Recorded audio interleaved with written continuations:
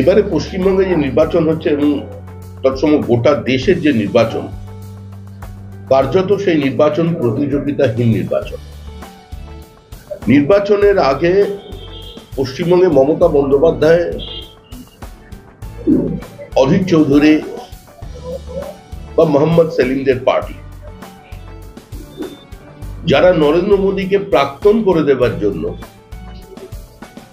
জোটবদ্ধ হবার কথা বলেছিলেন, আমরা অন্তত পশ্চিমবঙ্গ নয় গোটা দেশেই দেখেছি যে সার্বিকভাবে কোথাও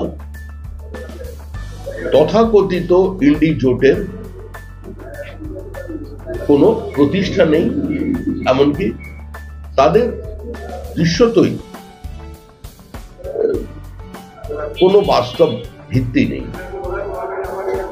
দুর্ভাগ্যজনক এটাই, ভারতবর্ষের মতো পৃথিবীর বৃহত্তম গণতন্ত্রে, মাদার অফ দ্য ডেমোক্রেসি বলা হয়, সেখানে একটা বিরোধী রাজনৈতিক দল বা বিরোধী জোট কনসলিডেট করতে পারলো না। কোনো গণতন্ত্র তখনই পুরোপুরি সাফল্য পায় তখন একটা শক্তিশালী বিরোধী দল সেখানে থাকে।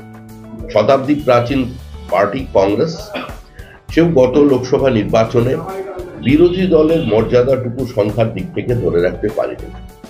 এবং এখানেও যে কার্যত নির্বাচন চলেছে পশ্চিমবঙ্গে, মুখ্যমন্ত্রী আমাদের রাজ্যের নেত্রী তৃতীয়বারের জন্য নির্বাচিত হয়েছেন, কিন্তু তিনি এখনো পর্যন্ত তার দলকে এবং নিজেকে বাংলার বাইরে বার করতে পারলেন না।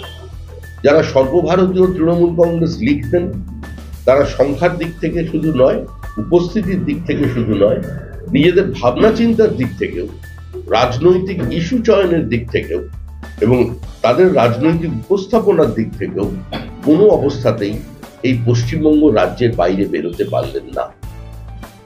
দীর্ঘদিন ধরে অধীর রঞ্জন চৌধুরী এখানকার সাংসদ আছেন, বিপরীত রাজনৈতিক পরিস্থিতিতে তিনি জিতে এসেছিলেন। আমি বহরমপুরের ছেলে এই দাবি নিয়ে প্রতিবার তিনি মানুষের সামনে যান।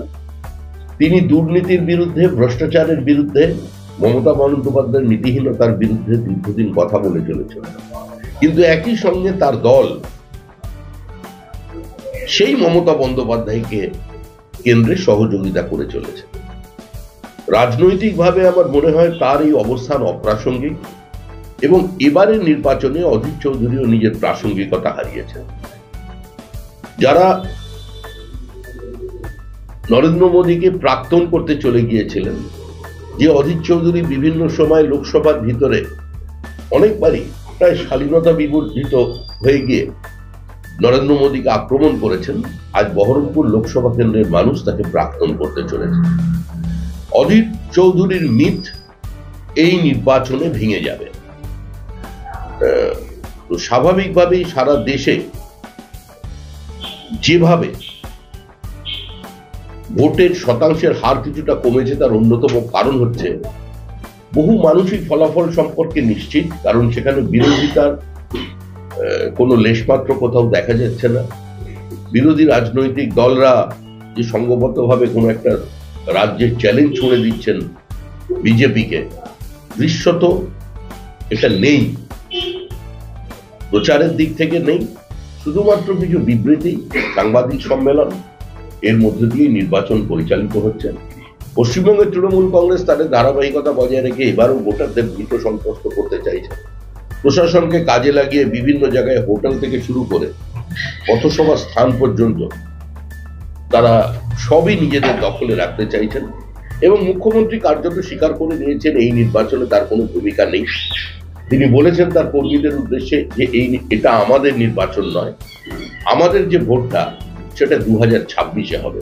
এবং পশ্চিমবঙ্গের মানুষকে শুধু আমরা এটুকুনি বলতে চাই যে এই সরকারের যে অবস্থা, এই সরকার 2026 পর্যন্ত নিজেদের টেনে নিয়ে যেতে পারবে না।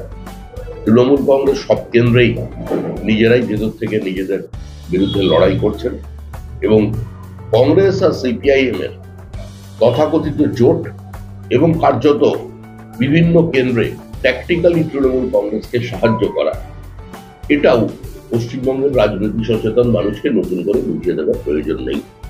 আমরা মনে করছি যে যেভাবে তৃণমূল কংগ্রেস যুক্তরাষ্ট্রীয় ব্যবস্থাকে, সংবিধানকে, সাংবিধানিক প্রধানকে, দেশের রাষ্ট্রপতিকে এবং সর্বোপরি কিছু ফেক ভিডিও নির্বাচনে নিয়ে এসে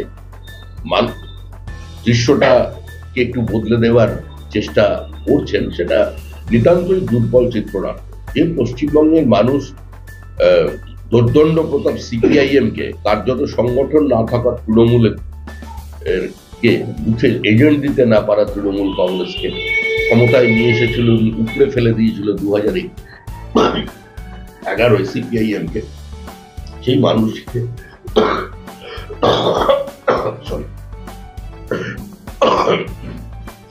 এতটা অচেতন মনে করার কোনো কারণ নেই।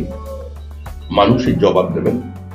এবং এই কেন্দ্রে, বহরমপুর কেন্দ্রে দীর্ঘদিন ধরে চলে আসা যে ধারাবাহিকতা ছিল, সেটাও এখানকার মানুষ বুঝেছেন।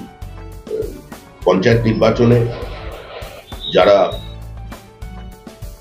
বুথ দখল করেছেন, বিডিওকে দিয়ে ভোটকে লুট করিয়েছিল, আজকে আবার এরা এই জেলায় এবং এই বহরমপুর কেন্দ্রের মধ্যেই সেই কংগ্রেস এবং তৃণমূল কংগ্রেস একই যোগে পঞ্চায়েত চালিয়েছে। অধীরবাবু দোর্দণ্ড প্রতাপ নেতা হলেও তিনি তৃণমূলের সন্ত্রাসকে রোধ করতে পারেননি, শারীরিকভাবে নিগৃহীত হয়েছিল। সেই ঘটনার আমরাও নিন্দা করেছি যে তার নিজের খাসতালু। কেন্দ্রীয় বাহিনী থাকবে, কেন্দ্রীয় নির্বাচন কমিশন, এটা হয়, এটা আমরাও করতাম ছোটবেলায়, কারণ আমরা তখন ছোট পার্টি ছিলাম। কলেজ স্টোরে যে নির্বাচন হলে পরাজয় নিশ্চিত জানতাম, সেই জন্য যখনই কল বেরোতো তখনই আমরা বেরিয়ে পড়তাম। যে কজন আমাদের সঙ্গে ছিল নিয়ে স্লোগান টোগান দিয়ে, লোক দেখে মনে করে যে আমরাই জিতছি। এভাবে কর্মীদের উজ্জীবিত করতে চাইছে। তৃণমূল কংগ্রেস নেই এই নির্বাচনে, ডাবল ডিজিট পেরোবে না, 10 পেরোবে না। গোটা উত্তরবঙ্গে শুয়ে গেছে তৃণমূল কংগ্রেস। মুখ্যমন্ত্রী আজকে বলতে বাধ্য হয়েছেন যে এটা আমাদের ভোট নয়, আমাদের ভোট 2026-এ। মানুষ তৃণমূল কংগ্রেসকে প্রত্যাখ্যান করবে। এই নির্বাচনে সবাই অপ্রাসঙ্গিক, প্রাসঙ্গিক একজনই, তিনি নরেন্দ্র মোদী। অন্তত একজন ব্যক্তি আছে যিনি দাঁড়িয়ে বলতে পারছেন আমি তৃতীয়বারের জন্য ক্ষমতায় এসে আগামী 100, তারপরের 100 দিন কি কাজ করব তার প্ল্যান তৈরি করছে। সারা ভারতবর্ষে নির্বাচনের ভোট শতাংশের হার কমছে, কারণ উৎসাহ নেই। বিরোধী তো থাকেই, নরেন্দ্র মোদীরও বিরোধী আছে, বিজেপিরও বিরোধী আছে, বিরোধী ভোটার তো থাকেই, তারা উৎসাহ পাচ্ছেন না। কাকে দেখবেন? এই তৃণমূলের বিভিন্ন প্রকার চেষ্টা চালিয়ে যাচ্ছে, কখনো ভিডিও ক্যাসেটের মধ্যে দিয়ে, কখনো মিছিল বার করে, কোথাও নেই। আপনি দার্জিলিং পাহাড়ে যেটা মুখ্যমন্ত্রী হাসিয়েছেন বলেছেন, সেখানে একটা তৃণমূলের ঝান্ডা এবার চোখে পড়ে, আর তরাইয়ে তৃণমূলের প্রার্থীকে কেউ দেখেনি। কোথায় তৃণমূল ছিল?